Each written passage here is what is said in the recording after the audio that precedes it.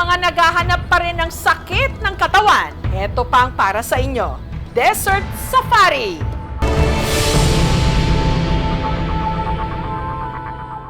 Sakay ng mga 4x4. Please make it fast! Don't kill us slowly, okay?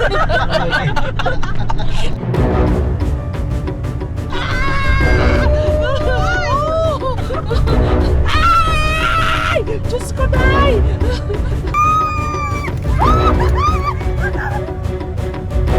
Ay!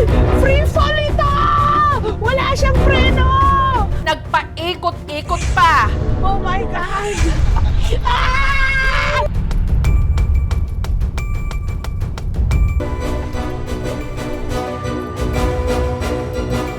Matapos ang halos isang oras na biyahe sa disyerto, saktong palubog na ang araw. Pero nagsisimula pa lang ang gabi.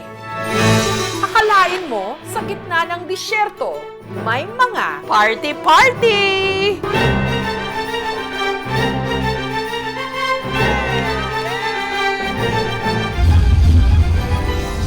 Can I join you?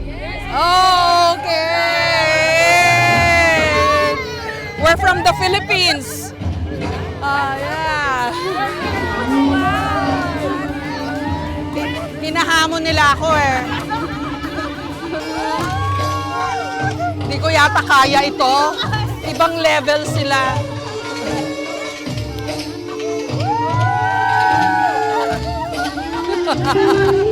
May ilang mga disyerto na rin po akong nakita pero sa malayuan. Itong disyerto ng Dubai, ang unang disyerto na natapakan ko, na-experience what it's like to be on the sand. Totoo pala yung mga nabasa ko, mga nabanggit na ikwento na ang ganda ng disyerto.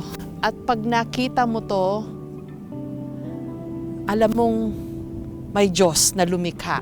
Kasi kahit kawalan ito, ang ganda pa rin niya. Mula sa kawalan na ito dito sa Dubai, may umusbong na katulad ng Dubai, parang milagro sa disyerto.